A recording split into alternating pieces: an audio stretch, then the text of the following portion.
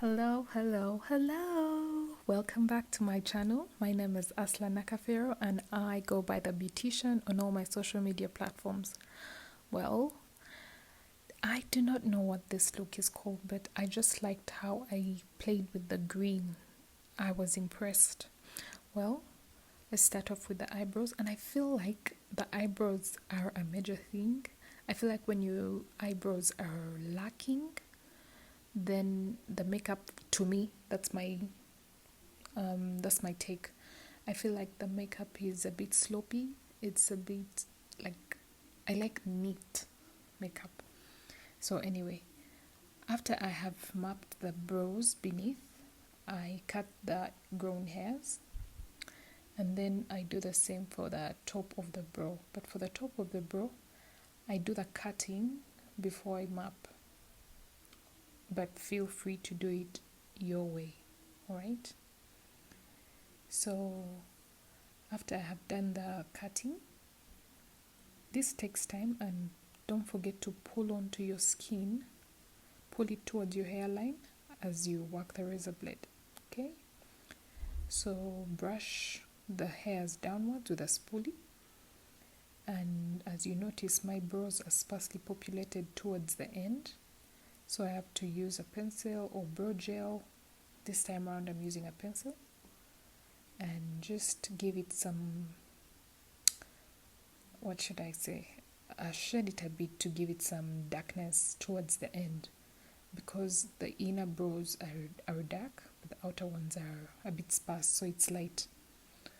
So that's me. I've finished drawing the ends.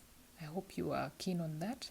So that's a primer, and I apply it only to my T-zone. That's on the bridge of my nose, on my nostrils, below my nostrils, that's on the upper lip, and on my forehead, just in between the brows, because these are places where I sweat the most. So after I've applied my primer, I go on and apply concealer on my brows. Well, there's no specific way of doing this. How you want to do it is how you should do it. What works for you is what you should do. So conceal the brows. I like to use a very light shade for beneath my brows, and I'll work it with my shade of with my shade of powder, as you'll see when we go on. So we apply some powder before putting the foundation.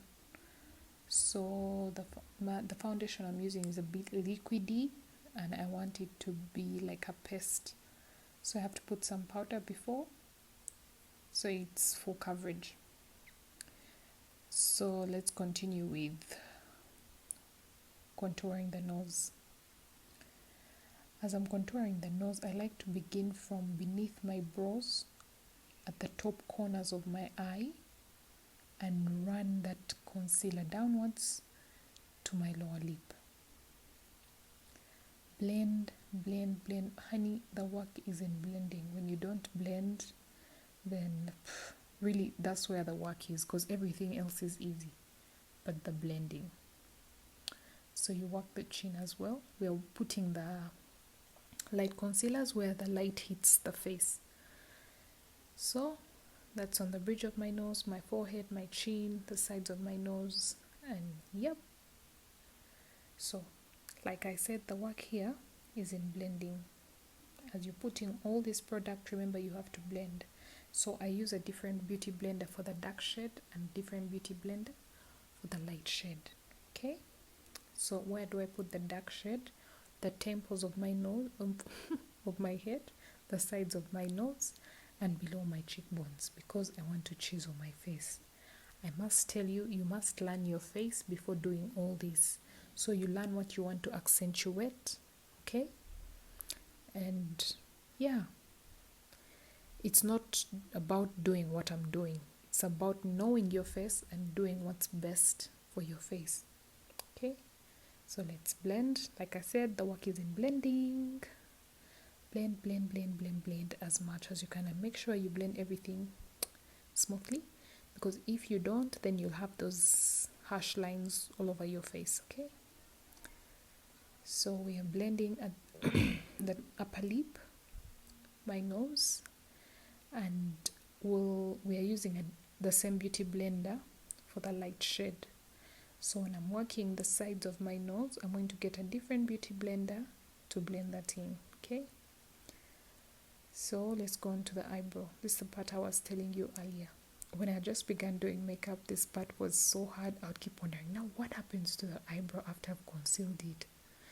With time, I learned. As you can see, there's a difference between the two. So eyeshadow time, get the small blending brush and just work in the crease. Pat the product. After you patted it, just keep blending, run the brush back and forth. Then get another color, a darker one preferably. Then time to cut the crease. I'm going to do a half cut crease. Have you seen that trick? I like that trick. Please rewind and watch it. Anyway, some people like to put the crease slightly above the line, that line that I create with my lid. But today I felt like leaving it where it was. So let's place this, the green I was talking about earlier. Remember when I said what I liked about this makeup look was the green? This is the green I was talking about. So just pat it beneath your lashes slightly. Eyeliner, lashes, honey, don't talk about lashes. To this day I still sweat. I get tensed up, but I'll tell you one thing. Before I put them, I have to breathe in deeply, then breathe out. Then I'm like, okay, I'm ready for this. Okay, so one lash is on, so is the second one. So I did a thing, like you had seen.